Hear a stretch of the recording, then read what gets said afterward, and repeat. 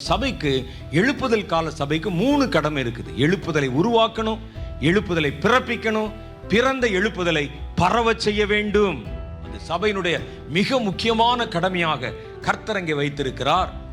சுவிசேஷம் அறிவிக்கப்படும். சுவிசேஷத்தினால் தான் ஜனங்களுக்குள்ளே ரட்சிப்பு உண்டாகும். வேற என்ன சொன்னால் ரட்சிப்பு வராது. அப்ப அந்த சுவிசேஷத்தை பிரசங்கிக்கிறவர்கள் எங்கும் அலைந்து திரிந்து, அதான் எழுப்புதல். அந்த எழுப்புதல் வீரர்கள் அதை சுவிசேஷத்தை பிரசங்கிக்கணும். எந்த ஒரு தேசத்துல சுவிசேஷம் பிரசங்கிப்பது நிறுத்தப்படுகிறதோ அந்த தேசத்தை இருள் மூடிக்கொள்ளும். நீங்க நல்லா பார்க்கலாம். இந்திய தேசத்துல, இந்தியாவில் பாருங்க, சமீபத்தில் ஒரு கிட்டத்தட்ட ஒரு 20 வருஷமா நீங்க நல்லா யோசிச்சு பார்த்தீங்கன்னா கொஞ்சம் கொஞ்சமா இருள் தேசத்தை பிடித்து கொண்டே வருவதை உணர முடிகிறது. கொஞ்சம் வயசானவங்க கிட்ட கேளுங்களேன், ஒரு 10 வருஷத்துக்கு முன்னால் இப்படி இல்லை, ஒரு 20 வருஷத்துக்கு முன்னால் இப்படி இல்லை என்பார்கள். சின்ன குழந்தைகள் கூட பாதுகாப்பா வெளியே போயிட்டு வீட்டுக்கு வர முடியல. இதெல்லாம் நாங்க கேள்விப்பட்டதே இல்லை. 3 வயது சின்ன குழந்தை கற்பழித்து கொலை செய்யப்படுவதை நாங்கள் இதுவரை கேள்விப்பட்டதே கிடையாது. அந்த காலங்களில் தேசம் அப்படி இருள மூடப்பட்டு கொண்டே வருகிறத பார்க்கிறோம். விலைவாசி உயர்வு, கலவரம், மத கலவரம், சுவிசேஷம் அறிவிக்க முடியல, வாழ்வாதாரம் பாதிக்கப்படுவது, எதிர்காலமே ஒரு இருட்டா இருக்குது, எங்க பார்த்தாலும் கொலை கொள்ளை. நான்லாம் சின்ன வயதா இருக்கும்போது 65, 70 போன்ற வருடங்களில் எல்லாம் ஏதாவது ஒரு கொலை கேஸ் வந்துச்சுன்னா பத்திரிகையில் கிட்டத்தட்ட 6 மாதம் அதையே போட்டுக்கிட்டு இருப்பாங்க. ஓடினார், வந்தார், நின்றார், கண்டுபிடித்தார்கள், துரத்தினார், ஜெயிலில் இருக்கிறான்னு போடுவான். இன்னைக்கு அப்படி இல்லை. ஒரு நியூஸ் வந்து அந்த அச்சு காயறதுக்குள்ள அடுத்த நியூஸ் வந்துடுது.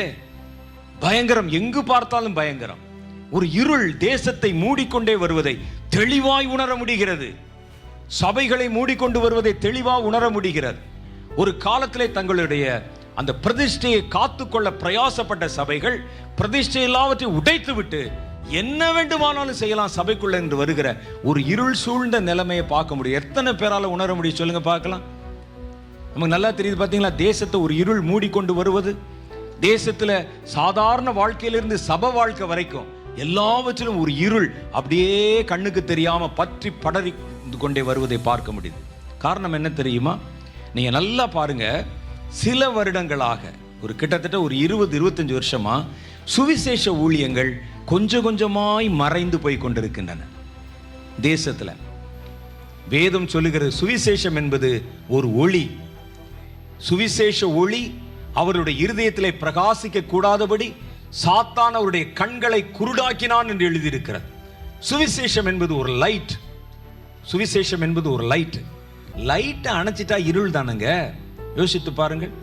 ஒரு காலத்துல சபைகள் ஆராதனை முடிஞ்சோடனே தெருவில் இறங்கி பிரசங்கம் பண்ணுவாங்க, கிராமங்களில் போய் பிரசங்கம் பண்ணுவாங்க, சுவிசேஷர்கள் எங்கும் தெரிந்து பிரசங்கம் பண்ணுவாங்க.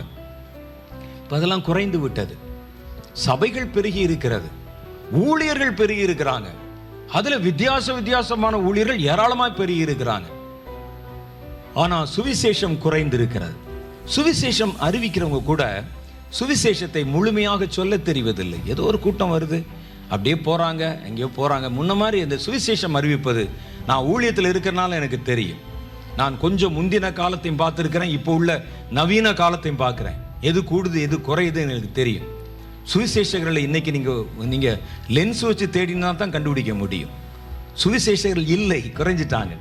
சுத்த சுவிசேஷம் கர்த்தருடைய வார்த்தையை பேசுகிறவர்கள் குறைந்து விட்டார்கள். இதனால தான் தேசத்துல கொஞ்சம் கொஞ்சமா இருள் பற்றி பிடிக்கிறது. நீங்க நினைக்கிறீங்க கவர்மெண்ட் மாறினதுனால, அரசியல்வாதிகள் மாறினதுனால, அல்லது மனிதருடைய மனங்கள் மாறினதுனால, காலம் மாறினதுனால நினைக்கிறீங்க. இல்ல, நீங்க மாறினதுனால தான் தேசம் மாறி இருக்கிறது. நம்ம அதை விட்டோம், மறந்தோம், தேசம் இருளுக்குள் போகிறது.